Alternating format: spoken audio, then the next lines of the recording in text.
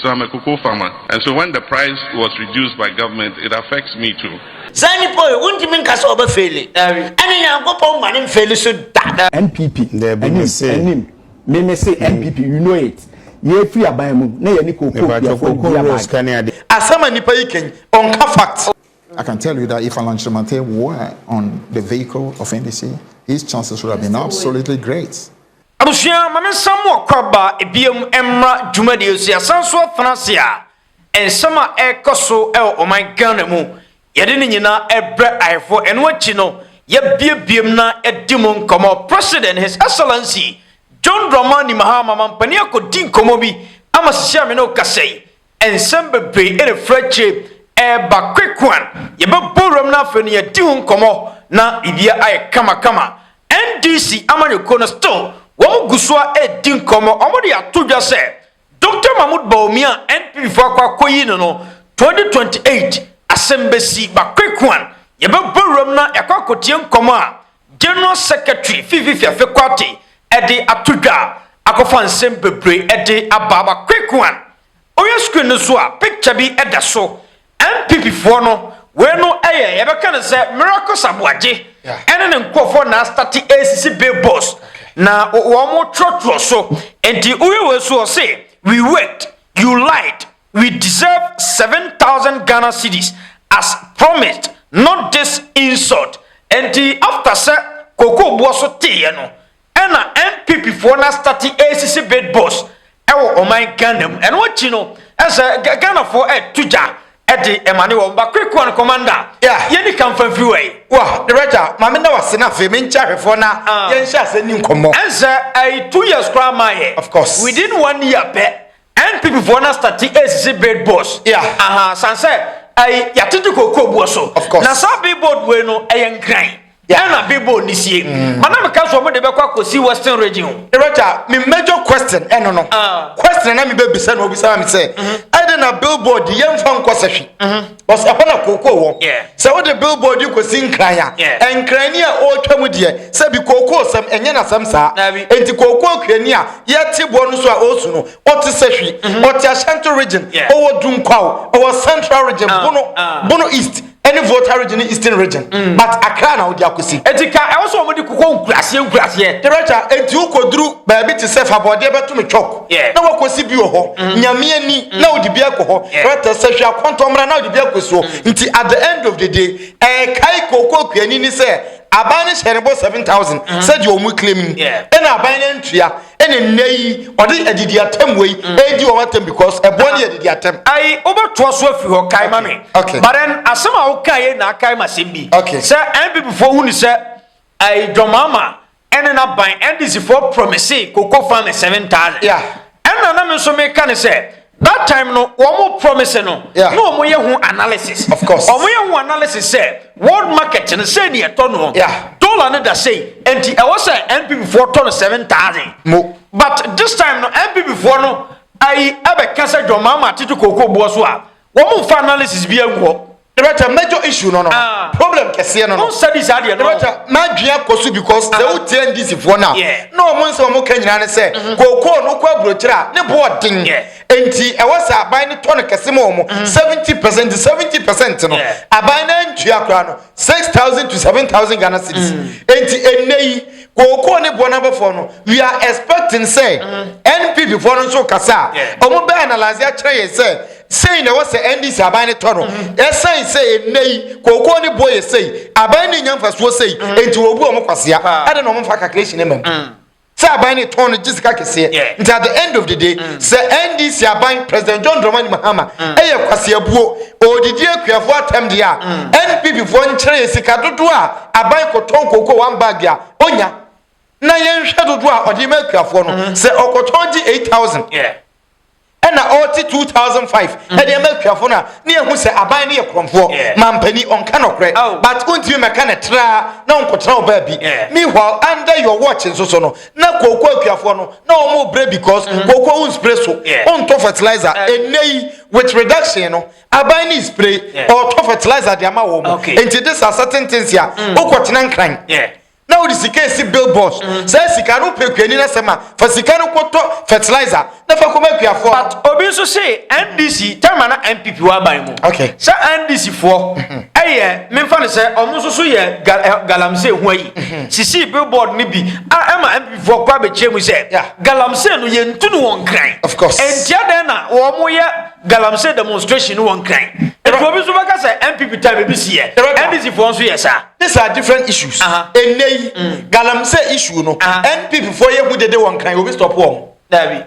NDC ba power MPP for leader mama demonstration on galamse one crime oti say obi stop wo because ye nim say galamse no ensuo ne tene e all other regions rota eno na nchen galamse no eye human health enti obi tin crime but unfortunately when ye adwuma wo ba bi etu galamse enti okotena no ye adwuma weekends no abafie at the end of the day e be affecting health but koko ne bo ne de eye sikasem enko affect obi health enti enkwa sebonko ene sika sebonko these are two different issues omo pa ene omo sorry enko gina Jubilee House omo protesting against galamse obi anka hwe soldier for by police for ebobo omo ho ban emoma protesting peacefully obi anyo omo bibia akoko de ne director koko de no se omo pese nyina ye gitum na ye gina wo machi a omo fa billboards no omo ento bebre nka ho na omo me mfa nko nkurase ye be di akira kwasahwe ye be koma nso be bia kokko obia no na omo asisi but me concern say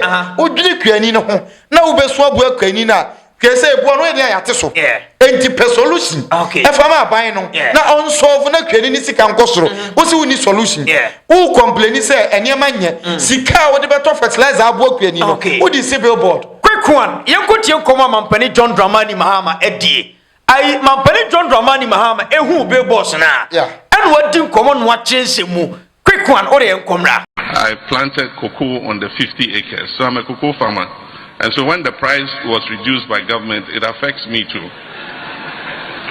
I want to be able to empathize with farmers so that when we take any policy decision, we know that it has an effect on farmers and we feel it ourselves. If there's no fertilizer, if the price of fertilizer is expensive, I feel it myself because I also buy fertilizer. I recently acquired another 100 acres of land, and this time I've dedicated it to oil palm. Okay, Commander. Yeah, Roger. Mampani John Dramani Mahama. Okay. Aso koko for no ankasa wo yebi. Yeah. Enti koko bo na yate so no. Ono Mampani John Dramani Mahama ade na ka no. Okay. Enti NPP fo nkoma wo mu die. Ghana fo bi nkoma wo mu die o mo ka no. Ono ko Mampani no kwa ade na ka no. Mampani ni se me tudwe. And I'm say I often enya president. Of course. Because nana do Akuffo do time na nte sa. Nana do Akuffo do kopie mu a Central region. Yeah. Ama kwabre focus nana. Ye to obama pa na nso yakwan nye. NPP aba power. Ye to oba NPP etimi nya be 99%. Of course. But still na yakwan nye. Akuffo do se mo na mo de mo nsa. Se mo na mo to mo aba. Yeah. Ena se koko farmers so say. Yatete koko no bo so. Eni se mo niam nyina ye basa. O mo su.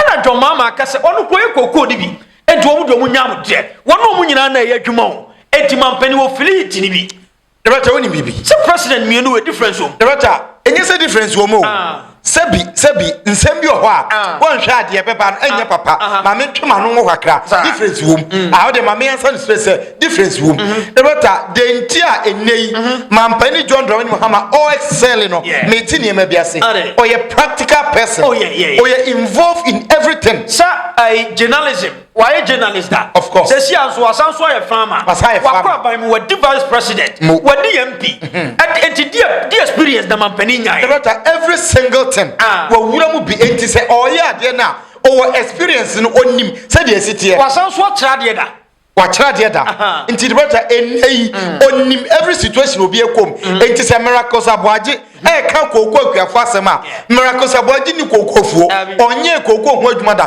but president mama nim kokko adwuma oye kokko akuani enti directly what situation as onim de wom but onim say situation ba bia yadru no maye kokko akuani medase akuani me say mampani maye aban madwuma minim two situations no say yete so a ebeha mi kuani no ya ntese nso a oman ne besai kuani ne nko ahonto no na oman ne nyina nsai oman ne sai a kuani ne wombi nti se konfo bone oti kuro no se kuro ne nsai a kuro ne bo a oti mu bi nti at the end of the day so we president a who experience all front to at the end of the day we sacrifice bibi na wo ya de ni nyina yie preko na at the right time they will sacrifice ye no enu so ba be ye Matias ye dentia enei mampani na decision o say a very tough decision onim dia adwuma ni sitie say ye obi a on tin emasia kemfa ne ho but because oye involved why you didn't for so many years answer na obeto koko 50 acres amanaba no I am telling you a very difficult thing the better wado koko 50 acres obeka sinyo na ado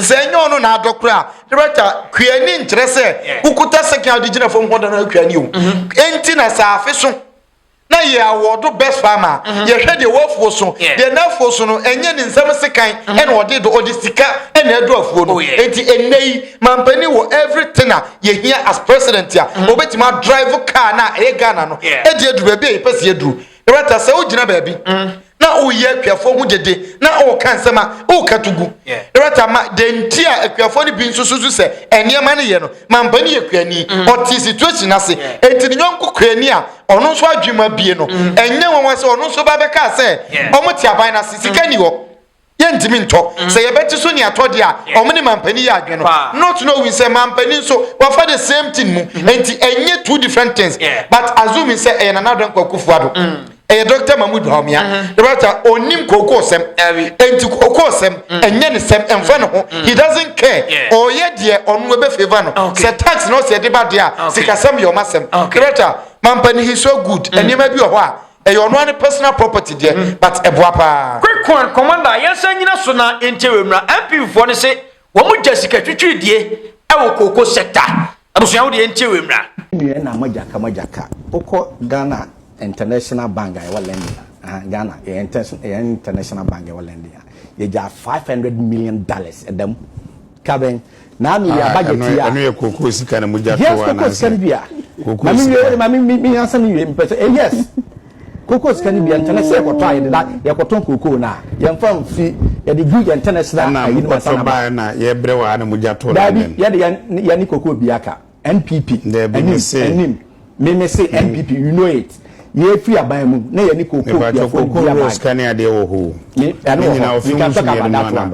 can talk about that but I'm saying no man ye ni ade mo jegu ho no no ma say je sika to London Assad say be free power no na ya reason work o bebre e won nfa be mi si ba bi bebre koko bebre na sha say but I just want to put on record say me pese Akuffo omutie ene te ase say ye international bank e lending Ghana International Bank ni wo $500 million edem aside that say last year bank last year ya budget e ready ye omuka che say koko board for enya revenue 1.8 billion revenue so be talk nti mumie no and me say my quote say bank of 2 billion me say ko budget you have to forcing you have to forcing e can na anu ye or say koko revenue enya 1.8 billion you are at forcing e kan into one tier says abeg you see medical culture say na ye nananom ye beto wo na sebi o na nimde na enni ho saa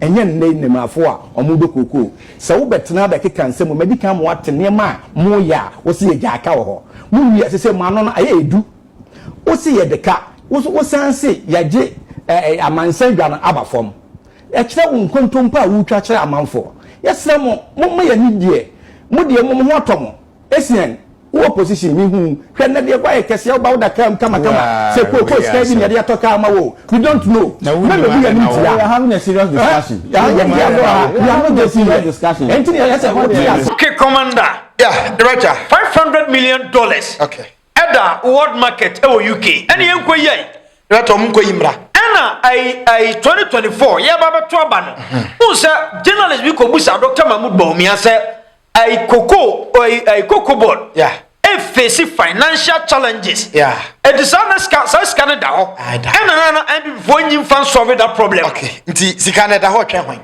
Any second your mama be kwakui. Director, says sika ne da ho a. Sika Kwame Nkrumah bɔ foto to ho sɛ. Ye de to wa manchirima aban bia ba onfane sanka. Na na do ne Bawumia nko abaye a. Na omo do omo sa koka ayi says sika na firi foto ni sɛ. Ye twa future no. Enne nso e future. Omo yi says sika ni nyina. Yeah. President Mahama sika ojato $300 million say BBC emergency na economy ni bese ya yenko yimfa recover economy no omu yi sa sika ni nyina na wakoton koko a wo se waja koko sika no UK na koko kwani bi ti UK Ghana koko kwani o ti UK me kra me ntiase o ya ton koko se ki ya se ya ton dis kana be bo man no ho bra nti ada ne ya ton aja no ada ne ya ton aja sika no UK there are certain things odwene ho a se bi nyansa nim but me problem ne say Nkrofo bebre ho a enei politicians especially NPP for no omo ko talk shows a omo adwunyina ne say yen hye dan ko twantro no yen so ko fie but je ye me yan say host no any other Nkrofo a omo so represent other parties no omo no me problem asama nipa yiken on ka fact oh na host no say no challenge no director enti enye say wo challenge ne keke manenya we say show ya ye betena so yi ye ba be ka fact say wo ka asem na enye fact ya ye nyusu wa ha obesore akọ say enkantete no say ya na MPP fo ne ye wo ye kire mo ntuo no twa ye kire mo propaganda no mo nti okwa na wako kiki story no edu obi tene radio ho obi tene TV ho anu ade asem na di asem o ka obi be di because auditors report say Cocoa board edika close to 32 billion Ghana cedis. The rate $32 billion. And this a kawe da ho. Now we are now alternatives na ka kire say e ka bia ni ho. O ka ni ho. MPP kwani di koko kwani bika. Na o kawe na waja no. Na waka no asore ko. Na obi asiri obi tifia. Na dweye ni say Cocoa board eneka nemum eye aban na asheda na omie kwafo me how that is not the situation Roberta this Nkrofo they don't deserve to get close to communication because on kind of on mine na nakoma so na dwe nyina ne say NPP as a political party and awesome and it's a NPP no e was say otwa ntroma nipa wu na NPP ever power obetwa ntroma nipa wu na NPP ever power almost yes some NPP Roberta osomfo be no as a political party yede oman ashamonsa in the last 8 years mo boka gu ho wakotena fie who say twantro just to make sure say party mbaba power bim na sabi e kadodo amobogu ho ene adwumafunu amoyeye say NDC so say the same thing de moyeye ni bia at the time amobasa abase mu bedi oman so no na sika bi wo ho bim oh yeah na say Ghana NDC me nya so mbesa gombesa dia say Ghana de MPP baye no ana NDC so beto aso a o wani o man ne bebo Roger anka me catch say akon ebesi wo man we mu enya akoketwa because people will start making sure say any so be fight for our lives ade bi ye be ya ye nso ye be ye okay bia ye be ye but obetrance ya na waka ni say ya na wasore ko Roger we eye tetinsem etwam very bad but mama fair nsi quick one Fiifi afekwate adi nkomo NDC General Secretary na also Dr. Mahmoud Bawumia kwa de onyama cho abujentie se wodi tuja e wo TV3 ye koba e beto aso. When we are talking about characteristics, the NDC will go into the 2028 elections with a completely new candidate. We are already starting to hear some names, but I want to learn from you, what kind of a person do you think the NDC needs for 2028? Let me rather tell you exactly what we need. What we need is to have a party that absolutely delivers on our promises. No matter how great you are as an individual, if you run as an independent candidate, you and Alan Shemate will be struggling to get, should I call it 1%. So issues not about the individual, the issue about the vehicle. The vehicle must be strong, must be credible. The vehicle must be seen to care about the people, must be concerned about the well-being of Ghana. And once the vehicle is strong, whoever you place on the vehicle, you are going. I can tell you that if Alan Shemate were on the vehicle of NDC, his chances would have been absolutely great. But if he runs an independent, his vehicle is, you understand? So whatever names you are picking up, if they believe that they are strong as individual, let them stand as independent in 2020 and see whether they can even get 0.1%. None of them will. But if they run on this vehicle, once the vehicle is strong, credible, their chances are. So let's focus more on the party. Right. So, I mean, so whatever the machinery is for 2028, whoever the candidate is, you'll be coming against your top contender, the NPP, whose presidential candidate now is Dr. Mahama Bawumia. How well do you think your machinery, with the machinery they are building now, also will fare in that contest? I mean, let's say there was a time NPP will always remain a strong party. I mean, let's not play about it, because they will still be able to have a core base of people who, through thick and thin, will continue to be with them. So it's not a political party we are going to take for granted at all. But we believe that what matters is us being connected to the people of Ghana, and to the extent that we continue working hard and justifying our, shall I call it, making the people of Ghana feel that we are doing a good job. Bawumia will be no match to any individual. And I should think that some of the surveys already have established that as at the close of 2024, matchup between Bawumia and any of the names that are floating in the NDC, Bawumia was losing to every single one of them. That should tell you that the real difference always is the party. Once the party is strong and delivering, whatever the NPP does. Listen, in elections, the opposition party doesn't really win elections. The government loses elections. That's really what happens. So when government is doing a good job, opposition, your task is tough. When the government is delivering, your chances are very, very, weak. That's why NDC has to focus on making sure we deliver. So my message to any individual who is having aspiration is back off and make sure we support this party and this government to deliver. Let that be the focus. Between now all the way until the party says it is time now to start looking at who the next leader will, then we can start that conversation. So any individuals who are absolutely going about trying to do any other way, it's just for me complete indiscipline. Focus on the party. That should be the focus now. Focus on the government. Let's make sure this party remains credible. It shows that we are concerned and we are delivering to the people of Ghana. And the job will be easy when that moment comes. Thank you for talking to us. Okay, Commander. Yeah, Director. Fiifi party. Of course. And come away and what deep. But then, Nisam so no kwepao. Yeah. Because a political party no perform wala. Okay. The oba be jina no ensure anya factor sa. Of course. Senka Alan Kojo Chemati said na no work no. Alan Kojo Chemati e jina wo NDC di mu a. Yeah. Senka election ko ba win ne falao. Ko ba win. It is very simple. Yeah. Director with him. Adwene we thing say ubenya mentality we.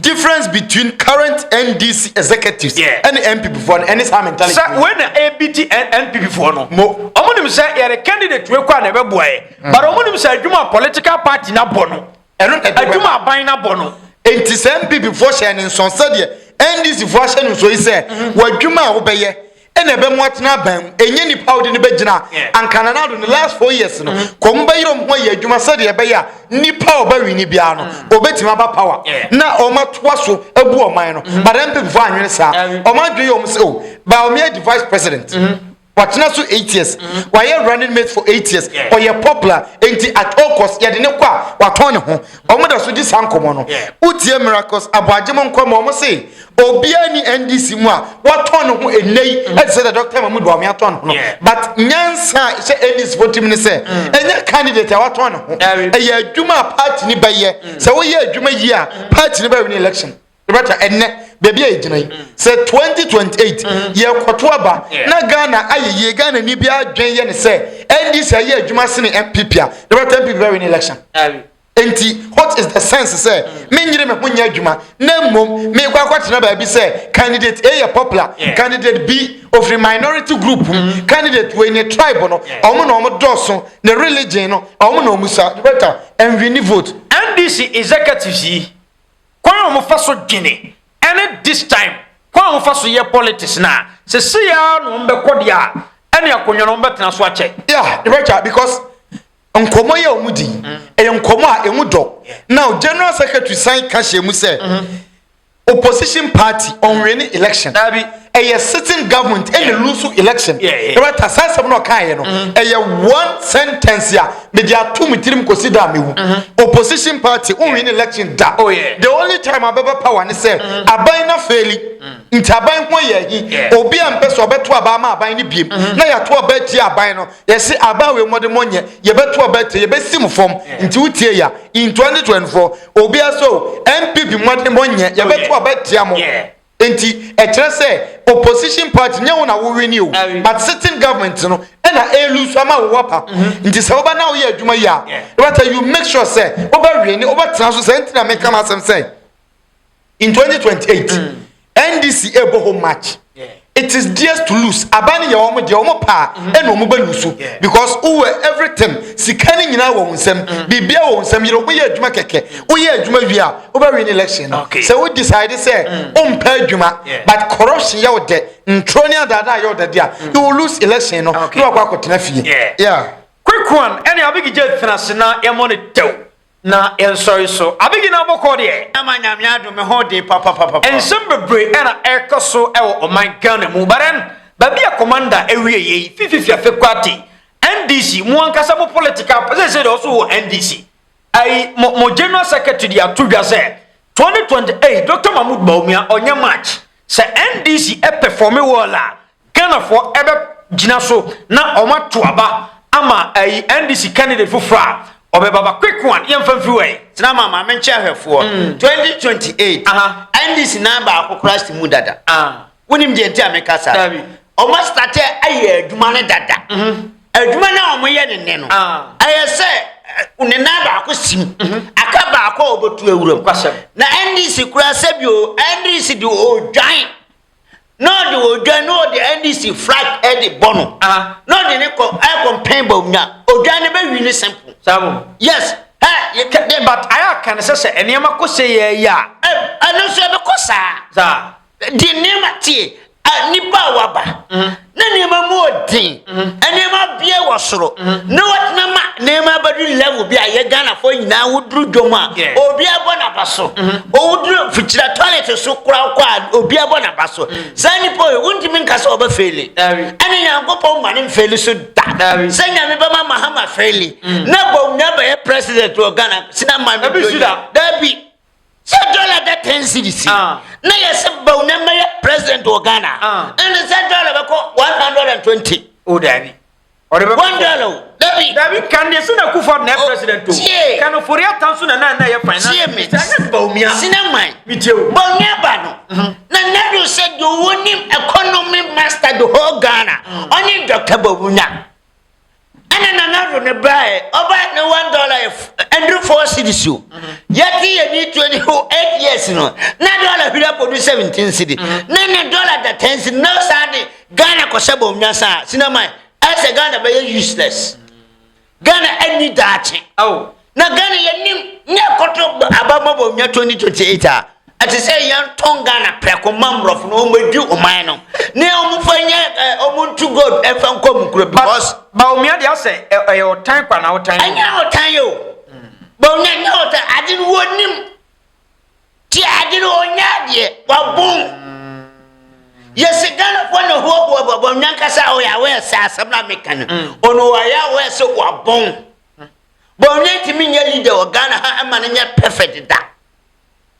Obuda museme boa okay vice president ya di amano economy master ya di amano oyere o magana fo nyina nsasi fom ye ko che Ghana wo chireke bokina ho ene ya sadi Ghana ba gina ha bebe na Ghana duro na Ghana na o wukura wia aye hwe Ghana yehu aye the same Dr. Bawumia na no one na nado na nati so ente ne wusa koto abama Dr. Bawumia say on be president asina mai ene nka yantom Near Yantom Munifana and Frigan, Nanka, no one and a bushel for because Yabafa Hotrim, a Yanokra Papana or Casson, or Nimde, or Shadia would say Yanokra. Now, me say, Sinama, anything fairly.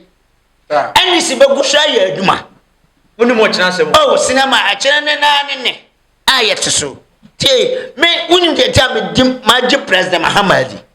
Sir, Adiana, I was through, Cement was through. Iron was through, petrol was through, I more was through, and then in a chamber from Nina drop up from. And there was a Pierre Hotel, my way, and Gideon, papa, and say, near from Pipe one eternity, now come for Bia Pen and Guassi, and Sanko di Pacrosso. And to President Mahama, the Silama, a serious my deep papa, and you will say, Economy master near the Maboniana. Yavama President Mahama and Akuffo, because only a better to NDC NPP. Only a better to. Only a better check NDC NPP. And how can I say? Better and only a better and NPP. Just so winning day. Oh, how can I say? Better and NDC NPP. Better. As how can I say better to? Better to NPP. That's a walk around of Luca. T. No, I say you. T. Asana Mekana. T. Mitchell say NDC Abai. Only day NPP. And I'm so school no quiet. So what an accident. I am a do baby. I'm in person. And I'm say, and how can I say? And I'm better to NPP. Just so we are the NPP for no. Yes. Now say school one cover baby auntie Sana obey. School one shadan yard yet 3. Sana obeka. And to NDC about Mrs. Yakasiama NDC about 1 year near. Medium 95%. So mine baby omodo mine do.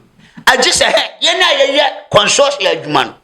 Yenim the NPP just baby consortium near Kodru. Sumentia Kodru. And ne. So we a 10 million. Sumenta about tono. NPP person we 10 million. We toss 5. 10 6. Now what's all last for this? And the 10 million to me toss 20 15. I young called your mama say Coco do you. Oh, na say who help papa na nyo bi na. Also Coco for kakraka. They say I come before ni dino affect no crowd. Ono Coco ni etis no affect. Ghana for no na me catch obi say Ghana for nsiane here. Are. Yambusa say Coco na drop aba from. NPP person ni eto ne sen awo adwaman so. NDC person a ye we. Coco eto ne sen. NPP person one bag ni eto no adwaman so 100 million.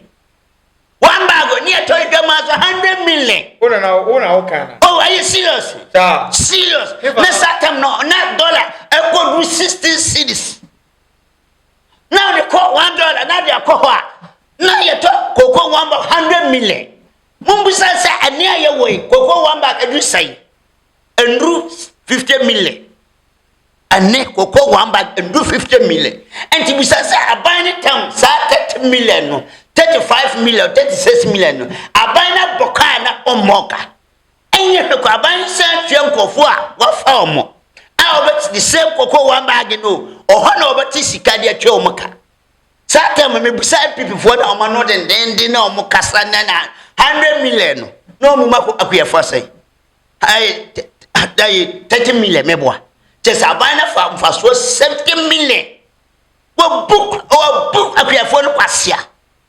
Mr. Ghana Akuffo say yemma yaninda ho maya mankofo ntum futuro ngueni ade a wuto 100 million now ma obi 30 million na ade a yato 40 something million na nipo na ma 2500 wo so wonya ade and ko check he such manina at say and President Mahama oyekuani ordina omo ho ordina oman ho okana na do akobaka say won somamu Mumfantu galam say as o had your President Mahama so no kra akano obi aka okasa osa akano akano kire say Mahama Akuffo no take 10 masa na I could do 50 million Mahama am1 obenye sika fio eso already adwaman so baby adwana kodru ye kwa aswat abafom no and to ono so anye President Mahama na ateso me say I demand to baby a one or turn sa or baboka until your President Mama and one on the Juma. What can you at Twasi? Unquan, Abeka Ghana for Betwasi. Oh, Twasi, what Jim? No problem in him. Oh, serious, sir. Nakoko, oh, Nasako, one back a dorpemo. I before to talk 100 million, 101 bag. I over to 1 million. 31 million. What book we are for? We are crom for. We are greedy. No, not only we are greedy for me. More day. I was saying, Kovoy, Gaya Bom Sandias and your bomb to any. I Oma ko sisi billboard. Sede. Se do Mahama kan trache Akuffo Akuffo. Na ono ankasa MC bibi ha na adwene. Mini o ko si na mini ho de ba dem fa ne se amanfo na asisi. Aha. O mo say MPP fo no. Asa bibi ha o ma. Ene yes, a free sample cinema me so mesi sambord. Se. MPP adadai. Are. O mo ba na dollar 4 series. Ana o mo di dollar ko si 17. O mo ba no mo say Bawumia ka kire na addo ka kire o mo chi dollar for $1 4 series no. Na ndu 4 ne ya 38. Yes, you sambord. Yeah, see what sambord o. Mo ba no di dollar na dollar 3 series 80 precious. Mo di dollar ko do 17 series. And ya free sample ya big board. Ni so ya big board say NPP for dia hamo. So NPP for hunyansa say NPP for di Ghana for hamo. And o mu na ya number 1. O mu na ya akronfo. NDC for di Ghana for hamo. I just say the onim de. We ma o mu ya sika o mu nyan wi nti o ma shada ya big board aka ho. Anti o mu nja jimna na big board. Aye sika o mu nyan wi nti. Sika no mo nyan wi an. Da ya no ho ya no de si. Ano mo yere? O mu de si big board. Big board. Aye. Anye se aban no. Ewe. O mu si de. Big board. Ewe. Nyankra. Ya so o ma si. Na big board na nso. Nankra so se do kokoko ho. Na mbusa big board na e de be ya. Se o ma ye ba poster no mu de ade kakraka no mu de si ho. Eno ne big board. No mu de big board. Say yes an ya kano ana anye sa. Oh yes sir. Aye big board mambo. Ade ya so kakraka. No. Billboard. Aye billboard one. Okay, yam fan sa. Se wona wa ko school na wa ka wa asem. Wo de yam fan sa. Na what na hunyansa akosiwe. One hunyansa se wo person na kokko ya 100 million. One hunyansa nsi billboard say nanaro wo de trum ko wa be 80 million ne for 20 million. One hunyansa ne de wo hunyansa ekosi billboard. And the Ghana MPP for and this for omonka makumanto Ghana for ne yabato abo. MPP for nim ya ka ya mpamo mo.